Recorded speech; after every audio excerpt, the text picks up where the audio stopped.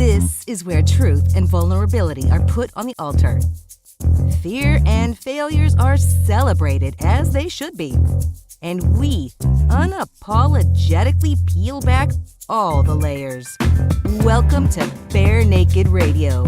It's time to get raw, real, and inspired with your host, Dawn Gluskin. Hello and welcome back to another episode of Bare Naked Radio. I am your host, Dawn Gluskin, and I am so excited to be with our guest today, Joie Cheng. Say hello, Joy. Hi, Dawn. So good to have you here. So Joy is the self-love transformation queen, and she's passionate about helping people love themselves so they can live their best life possible. She's a certified coach, an author, speaker, mentor, healer, circle facilitator, and a trained yoga teacher. She's also the best-selling author of The Naked Truth, A Woman's Journey to Self-Love, which is about her personal journey of healing herself naturally from deep depression and suicidal thoughts through self-love. So we obviously share something in common with The Naked Truth, Bare Naked Radio. We have like a similar mission in the world. So I'm really excited to talk to you today and have you share your story. Yeah, thank you so much for having me on your show, Dawn. Absolutely. So I have a funny story real quick before we get into Joy's story. So we were both actually at the New Media Summit in San Diego last September, which is an event for podcasters. So it's kind of like speed dating style. We were both participants and we got to pitch like 40 podcasters. It was kind of crazy. So we were both pitching these podcasters, and she was doing her Naked Truth pitch and I was doing my Bare Naked Radio pitch. And I kept hearing, you know what, you're the second naked chick to come through this line today.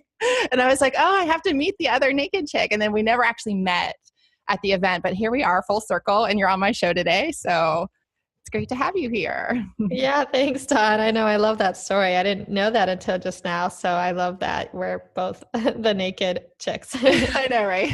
We're on the same wavelength there, which is cool. I mean, it's really something that, needs to happen in this world. And naked obviously is a metaphor, but it's such a great one because that's kind of how it feels to be who you are in the world, is like being naked. Right. Well, and for me, I don't know if you've seen my book cover, but I am literally naked on my cover. So yeah, and that's a funny thing where I had a lot of people tell me like, wow, that's so brave of you to, like put yourself naked on the cover. And I tell them, honestly, it's scarier. It was scarier for me to be naked in the book. I bare my soul in my book, and it's really just a reflection, I feel, of what the book is. Yeah, that's a great point. Sometimes it is scarier to bare your soul than it is to bare your naked body, because we carry around so much shame sometimes in our stories, or we don't want people to find out like who we really are. And, people want us to be a certain way. So we wear these masks, and I think we both stand for the same thing, which is taking off the mask, taking off all the stories and just being the truth of who you are. So I'd love to hear about your story, especially how you were able to heal yourself naturally. There are a lot of people that go through rough patches in life, depression, and sometimes when that does turn into suicidal thoughts and not necessarily loving yourself and seeing yourself for the divine being that you are. And so tell us a little bit about that journey, how that looked, and then how you were able to transform it and turn it into your message. Yeah. So when I was in my 20s, I went through a period of deep depression and suicidal thoughts, and it was really hard for me to get out of bed. I couldn't even imagine getting old because I couldn't imagine living that long. And there were times where I would cross this bridge on my way to work and just think, I wonder what would happen if I jumped off this bridge.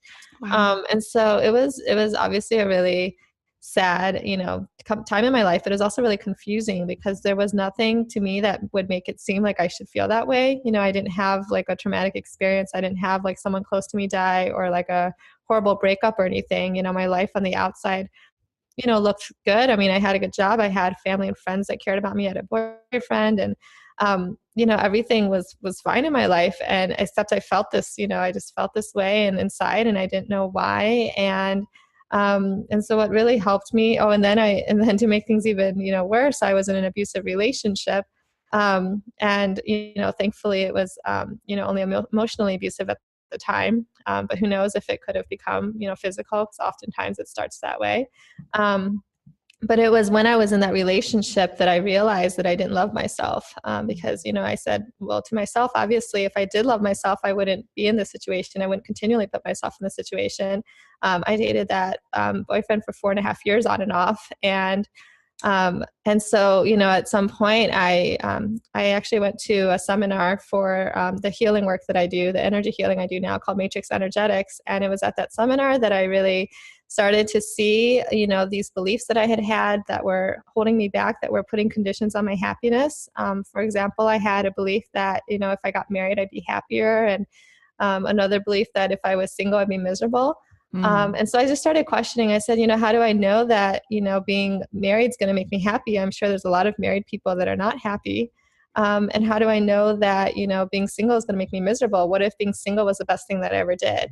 And so I had this pattern of being in long-term relationships, going from one relationship to the next, because I was afraid of being alone, with stuff from my childhood. And so, I realized in that moment that when I asked those questions, that it really created space for something else, for a different possibility. And so that gave me the courage then to say, you know what, I'm going to end this relationship and I'm just going to be by myself for a while. I'm going to learn how to be single and be happy being single and learn to love myself, because that's really what I need, And so I made a decision.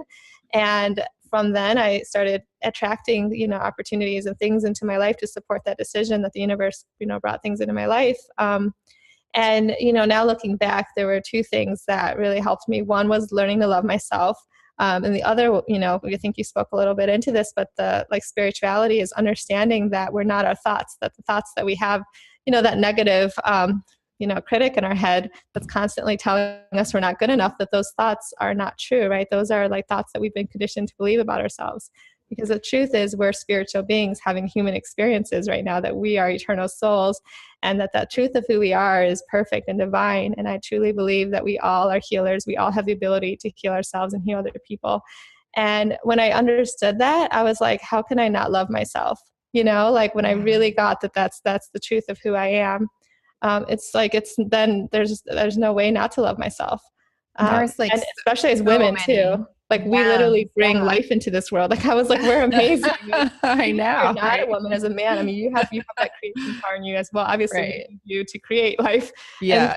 And so it's both. It's we have we're just so amazing, and we, True. When we peel back all of that, all those thoughts, all those things that we've been conditioned to think about ourselves, and just get back to the truth of who we are all walking miracles, and just these amazing, souls in these human bodies. And when you peel back all the beliefs, and, you mentioned that it was from childhood, and that's kind of how it happens for all of us, whether something we learn through our homes or through our schools, or, people in our lives have certain beliefs, and then we take them on as our own. So it can be a little bit confusing, because, at our soul level, we might have one belief, I can be happy alone, or I can, I don't need anyone else to make me happy. But somewhere, a 5-year-old or a 6-year-old girl got the idea that no, you have to be married to be happy. So then we go in our whole lives doing that. And people do that with their careers. I would never make money as an artist, so I ended up going to school for business. Or,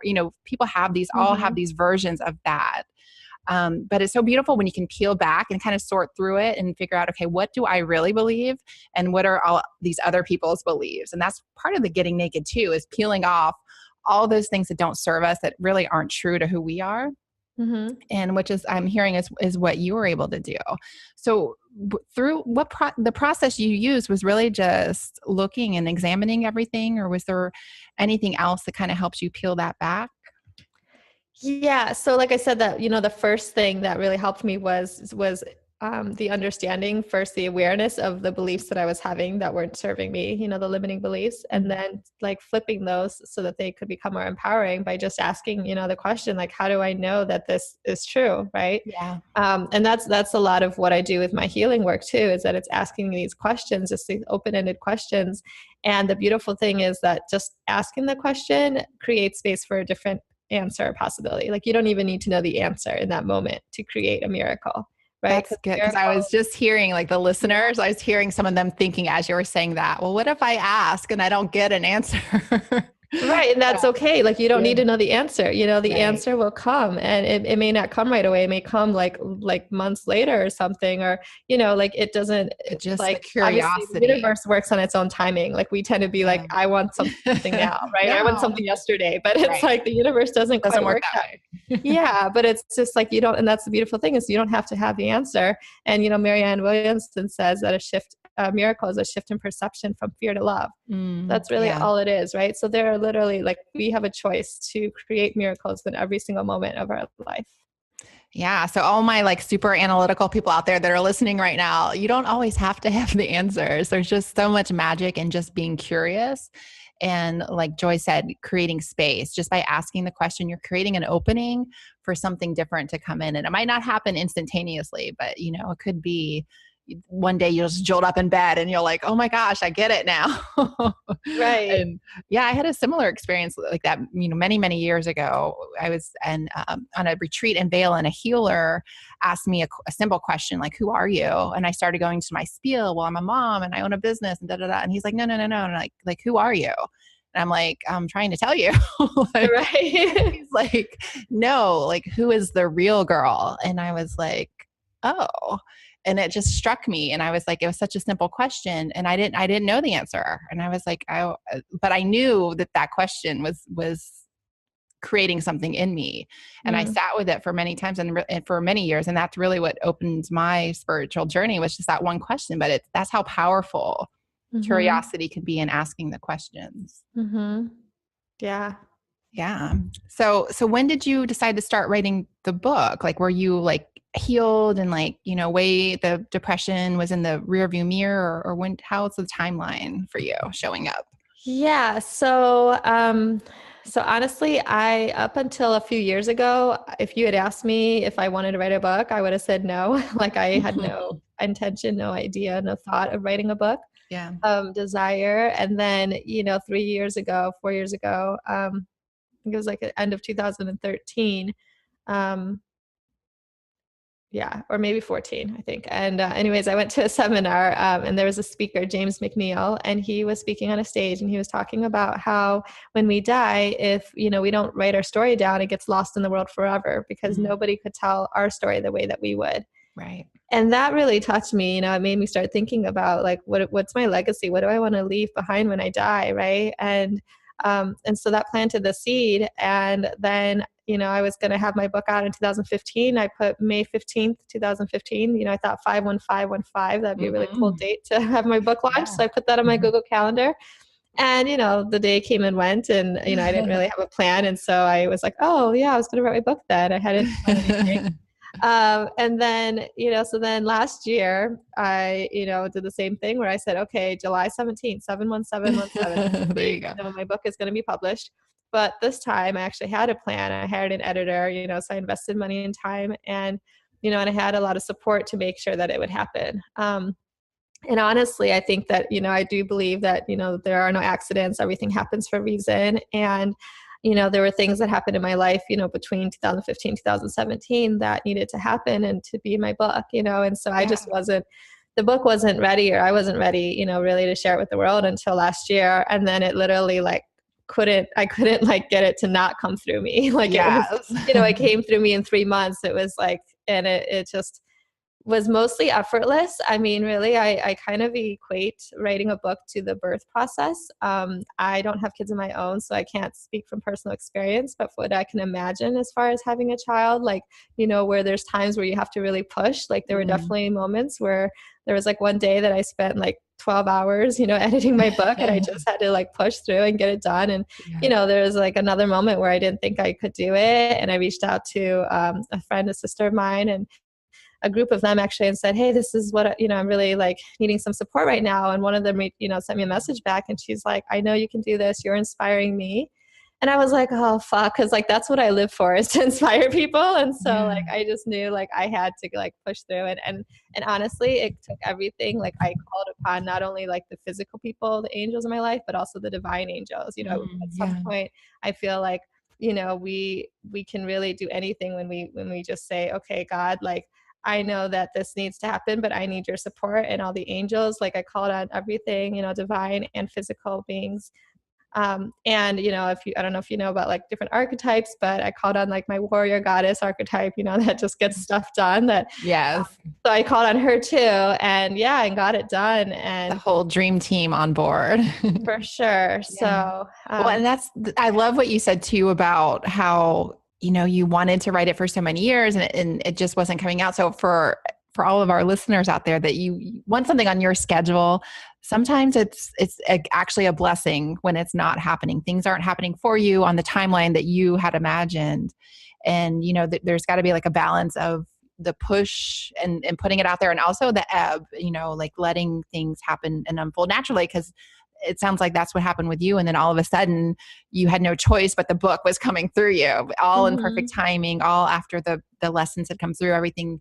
And it would have been a totally different book if you had published it right. a few years earlier. So, and you have to find the flow in that. So that's not an excuse to sit back and not write a book if you're called to, but it's also, giving yourself, like letting yourself off the hook a little bit and knowing that you're co-creating, like the universe has a say and then you have your say too.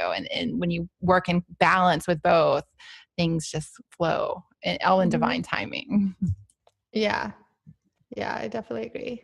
That's beautiful. So a lot of times on the show, we like to talk about fears because just like, the obstacles that come up in life and get overcoming things and turning our mess into our message, fears come up. And I know I've talked to people from just starting out in their businesses to, multimillionaires, highly successful. And one thing that everyone has in common is we all have that fear voice that pops up. And, sometimes it's more prominent than others, but even if you do all the work in the world and you're like, you do all that mindset work and it still will come up from time to time, but it's actually a little bit of a blessing because when it's coming up, it's telling you something and there's a gift within. So I love to kind of just bring fear out and let's just talk about it. So what's one of the fears that you're still either that you've overcome in your life or that you're working through? And how are you working through it or how did you work through it? Yeah. I would say, so, they say that the public speaking fear is like the number one fear. Like people fear speaking, over death, right? Yes. Which is It was so funny, but yes. The person in the coffin than the person. I get it. But Yeah. that is also my experience. Like, I definitely have a fear. I get like, my heart races, like all the like physiological symptoms that happen. Yeah. Before I speak. And I know that speaking is what I'm here to do. That's one of the things that I'm here to do. And so, my, like how I deal with it is just like continue to lead into it. Right. Cause the more that I speak, then the less nervous, I think that I will feel, and so, so that's one of the fears that I'm working on right now is just continuing to speak. And I've got a couple of speaking events coming up this month. And so I'm excited. I have one that's a couple hundred people. That's my biggest audience so far at the end of the month. And so, I'm going to be in a real stage and like, so I'm sure that, I'll be reflecting back on our conversation then. Yeah. Yeah. So and there's such an up leveling that happens too when you kind of step into your fears because you have two choices. You could just back away from it. You can be like, you know what, I'm just going to like hang out. I'll promote on Facebook and and I can do podcasts, which is still public speaking, but it's a little bit more chill. You're not like in front of a group of people live. Right. And you could probably be very successful that way. But I love that you're pushing yourself because you see a bigger future and a bigger vision where you're like, no, I need to be on these stages. Like I'm here to shift something on this planet and you're pushing through it. And I know from my own experience, like just how much you up level your confidence, like you turn into a different person as you continue to put yourself out there and do those things that scare you the most. Has that been your experience as well? Yeah, I was going to say that actually, fear to me is a representation that I'm on the right track. Like I've done things where I purposely am like, oh my gosh, I would be so scared to do that. And then I've actually been like, that is the reason I need to do that. Like literally like, so here's a little example, it's kind of a silly example, but so a friend of mine, like several years ago, asked me if I wanted to go pole dancing to a pole dancing class. And so at first I said no. And then in my head, because I was thinking, oh, like, yeah, I don't, that sounds like something totally out of my comfort zone. Like not do anything like that. And then I'm like, actually, that's the exact reason that I should do that. And so I literally then like told her, you know what, actually, yeah, I will go to a class with you. And so I went to a class with her. Actually did several classes with her, and, realized it wasn't as scary. It wasn't as like hard and as I thought it was going to be. And I think that like, that's what makes us feel the most alive, is when we go towards our fears, rather than resist them, because our fears are there for a reason. Like, I think that's actually a guidance, like, to know, I mean, that's also to me, when you're like, the level of fear that you feel is also equal to the level of growth that you're going to experience. If you become that fear, right? So in my experience, when there's been something like, even my book, for example, like me, there's some sexy pictures of me in my book. And when I posted those on Facebook, I had so much fear come up. But I was like, okay, like, of course I posted it. I'm like, okay, now I'm logging off and I'm never going on Facebook again or something, right? For a while. I have done that many times, not with the pictures, but yes, I just post right. It's just like, oh my God, I can't believe I just did that. But it was like, what was amazing was I was actually like ready for the negativity. I was like, okay, bring it, kind of like, okay, I'm ready, like, criticism. And it actually never came. And it was actually uncomfortable, like how it like didn't come. It was like almost like I was like, what's going on? I don't get it. But where are all the haters at? Come on. But and it really never did. And I only had a couple of friends that just like asked me why I decided to put the pictures in my book, but it was like still coming from more of a curious space, and not like, and I knew it was about them. It wasn't about me. It was their own level of uncomfortability, right? Discomfort. And but yeah, I truly think that when we step into things that scare the heck out of us, like, that's how we grow the most, So that's such a great lesson too, because a lot of time, whatever fear we have only exists in our mind. Like, we create this story, like, the fear of public speaking, like, what's the worst thing that's going to happen? You're not going to like die on stage. You're not just right. Like, even if I trip and fell or something, I don't think anyone's going to like throw stuff at me off the stage. I mean, they're going to be like, oh my God, is she okay? Like, exactly. But like, that's probably not going to happen anyways. Yes. Yeah. And even if you say the wrong thing, like, you will live another day. And, but we just create, like, it's like the worst thing. And there's actually some psychological things going on with that, because we need our tribe to stay alive. It's like rooted into our DNA, like the survival instinct. And so if we get ostracized, if we do so bad on that stage that we bomb, all our friends will diss us and then we'll die. So it is kind of connected to that. I read this whole study on that, but it's just so ridiculous. So when you break it down, you're like, what's really going to happen? What's the worst that's going to happen? But then what's the best that's going to happen? Like, you can get your message out there to so many more people and grow as a human being. And there's just so many beautiful things, from facing any fear. And it just gives you that confidence that you can do it. And I was afraid of this and I did it. And then what else can I conquer? And what else? And you just kind of keep on taking the bigger fears. And so I love that you did that. And then for anyone else that's listening that has the fear of speaking, which I've had as well. And one thing I do before I get on stage, I always shift it. And I say, this is not about me. This is about whoever in that audience. I don't care if it's one person, but whoever needs to hear this message today, I'm doing this for them. And it kind of takes the pressure off. And you can just like show up for the people. So do you have any tips or any practices that you have been using? Yeah, no, I really love that. And actually, that's what I did with my book when I wasn't sure if I could do it. I just remembered, like, okay, so what if there's someone out there who is, is suicidal right now, is really depressed, is like is going through what I went through, like, can change my book could save their life, right? And my intention in my book was like, if one person's life is saved, because of my book, and if that one person is even me, like, that's worth it, right? Like, so to me, that was my intention, because it's so easy to overwhelm ourselves to think, oh my God, like, I want to change millions of people's lives. Like, I don't know about you, but I have a huge vision, because, who knows how long we're here. We might as well make the biggest impact we can make. But like, that can get really overwhelming. So if I think, okay, if just one person in this audience, if their life is saved or their life is better because of something I said, then it's worth it. So I love what you said about that. And yeah, it's really about the other people. And getting out of our own way, I say a prayer that I said also when I was writing my book. Before I would sit down every time and write, I would say, God, allow me to allow divine wisdom to flow through me, right? Allow me to be a channel for divine wisdom. Yeah. So I say that because I truly believe that we are channels, and that, Yes. we receive information, and, nothing is really ours. I mean, really, we have just information that's given to us, and we are just the transmitters of it.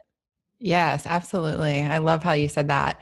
And it really does take the pressure off when you get into that place of service and you're just, how can I serve? How can I be the conduit? How can I, get this information out there so it can help someone? It takes the pressure off. It's like, it's not about me anymore. And then it just, all those crazy voices in the head just die down, and you can get in and do what you have to do. I was laughing earlier when you were talking about the Facebook post, because I've done that many times. Sometimes I post very vulnerable, open things about my life, because I try to walk my talk. And if I'm going to talk about being bare naked and bearing your soul, I do that often. And I come usually, I try to do it from a place of inspiration, but then there's still that part of my brain that's like, oh my God, they're going to judge me. They're going to think I'm insane.